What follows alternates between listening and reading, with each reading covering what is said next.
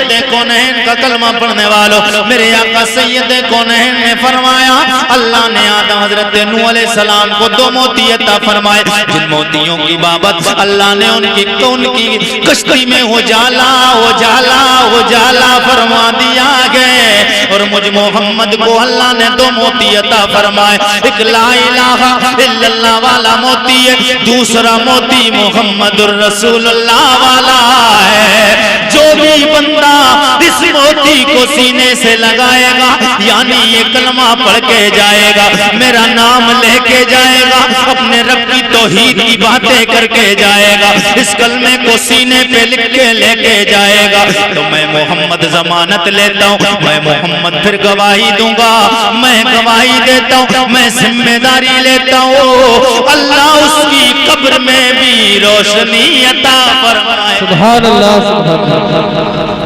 اللہ اس کی قبر میں روشنی عطا فرمائے گا۔ جسے بھی حضور کی شفاعت چاہیے اور جسے اپنی قبر میں اگر روشنی کا انتظام کرنا ہے، وہاں انویٹر نہیں ہوگا، وہاں ہائیلوجن نہیں ہوگی، LED نہیں ہوگی، وہاں صرف مصطفیٰ کا کلمہ پڑھ کے چلے جاؤ۔ اور کلمہ پڑھنے کا مطلب یہ نہیں ہے کہ ابھی ہم نے کلمہ پڑھ تو لیا لا الہ الا اللہ محمد رسول اللہ، ایسے نہیں۔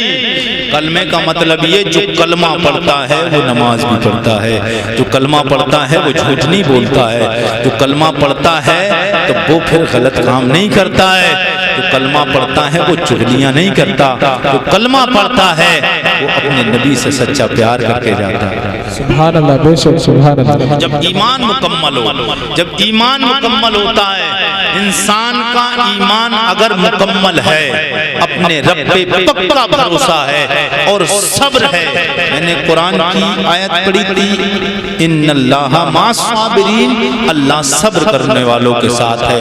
بس بات میں آخری لے کے آ رہا ہوں، وہی بات جو میں نے ادھوری رکھی تھی کہ وہ بوڑھی جو آئی تھی حضرت نوح علیہ السلام کی بارگاہ میں، جی لگا کے بولے سبحان اللہ، سبحان اللہ۔ بات مکمل کر دی جائے، جی لگا کے بول دے سبحان اللہ۔ اچھا بات ختم کر دی جائے یا مکمل کر دی جائے؟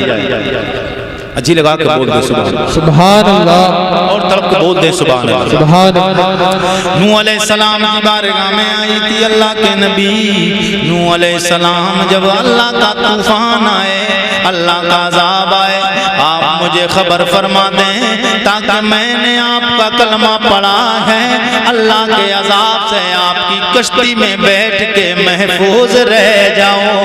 لوگوں، لیکن جس کا ایمان پکا ہوتا ہے، جو اپنے نبی سے سچی محبت کرتا ہے، اللہ اس کی کیسے حفاظت فرماتا ہے۔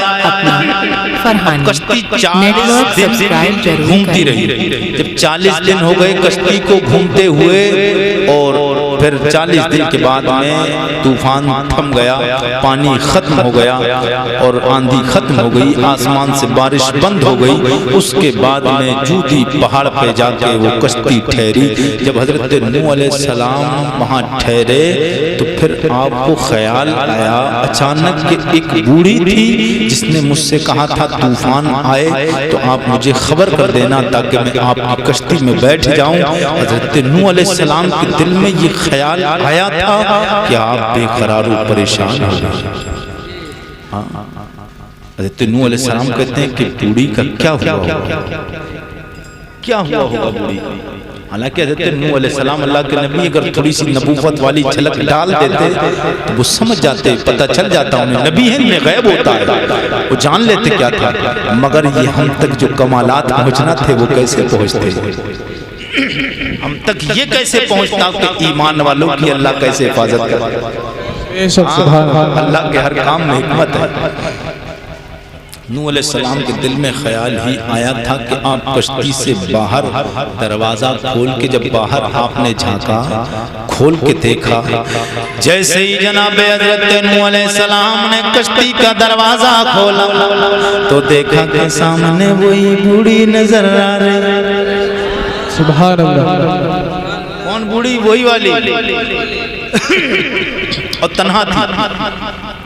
اللہ کے نبی جناب نوح علیہ السلام نے دیکھا کہ یہ تو وہی خاتون ہے۔ اللہ اکبر کبیرہ پاس میں آئی، جناب نوح علیہ السلام نے اس سے ابھی سوال نہیں کیا، وہ ان سے پہلے کہتی، او اللہ کے نبی اللہ کے پاک پیغمبر و اللہ کے نبی نوح علیہ السلام آپ نے تو کہا تھا کہ اللہ کا عذاب آنے والا ہے، اللہ کا عذاب آئے گا، زمین سے پانی چھوٹے گا، آسمان سے بارش ہوگی، طوفان آئے گا، نہ طوفان آیا، نہ آسمان سے بارش ہوئی، نہ زمین سے پانی ابلا۔ او جناب نوح علیہ السلام وہ طوفان کب آئے گا؟ سبحان او اللہ نوح علیہ السلام وہ طوفان کب آئے گا؟ اللہ کا عذاب کب آئے گا؟ جب اتنا سنا اللہ کے نبی نوح علیہ السلام بولے او خاتون تو کہتی عذاب نہیں آئے گا، عذاب آئے ہوئے 40 دن ہو گئے، سبحان اللہ سبحان اللہ 40 دن ہو گئے۔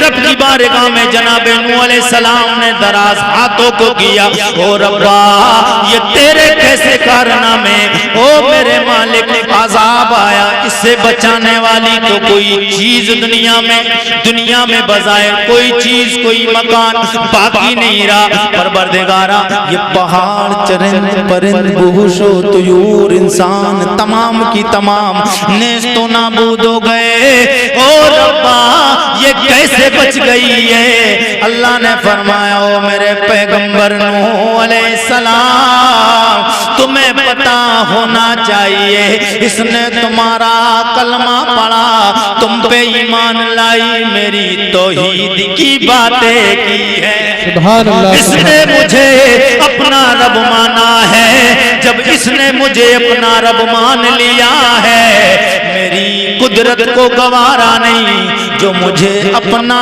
رب مانے میں اسے ہلاک کروں۔ سبحان اللہ اللہ اکبر کبیرہ۔ دیکھیے ایمان والی تھی، نوح علیہ السلام کا طوفان آیا اور آنے کے بعد چلا گیا، کوئی چیز باقی نہیں بچی، مگر اس طوفان نے بھی اللہ کے نبی جناب حضرت نوح علیہ السلام کی امت کی اس ہوڑی کو جو ایمان لائی تھی دل سے حضرت نوح علیہ السلام پر، تو نوح علیہ السلام کا طوفان وہ طوفان جو آج تک کائنات میں پھر دوبارہ ایسا طوفان نہیں آیا، نہ اس سے پہلے کوئی ایسا آیا، نہ اس کے بعد اب تک کوئی ایسا آیا ہے۔ آگے کیا ہونا ہے وہ رب جانے، اس کے رسول جانے، ہم کہہ نہیں سکتے ہیں، مگر اب تک نہ ہی آیا ہے اتنا بڑا طوفان، نہ اس سے پہلے کبھی آیا۔ تو جب حضرت نوح علیہ السلام کی امت کی ایک عورت اللہ کے نبی نوح علیہ السلام پہ سچا ایمان لے آئے، اللہ طوفان نوح سے اس کو بچا سکتا ہے، تو پھر میرے نبی تو نبیوں کے تاجدار ہیں، مصطفیٰ کے کلمہ پڑھنے والے اگر نبی پہ سچا ایمان لے آئے تو پھر نہ قبر کی تنگی اسے پریشان کر سکتی ہے، نہ پھر اس کو حشر کی گرمی پریشان کر سکتی ہے، نہ کوئی دنیا کا انسان اس کو پریشان کر سکتا ہے، مگر شرط یہ ہے کہ اپنے نبی سے سچا پیار ہونا چاہیے۔ ضروری ہے ہمیں اپنے نبی سے سچا پیار کرنا چاہیے۔ اللہ ہمیں اور آپ کو سب کو نبی کی محبت میں زندگی بسر کرنے کی توفیق عطا فرمائے اور اہدنا الصراط المستقیم پر گامزن فرمائے، مسلک اعلیٰ حضرت پر اللہ ہمیں گامزن فرمائے۔ تمام لوگ ایک بار کلمہ شریف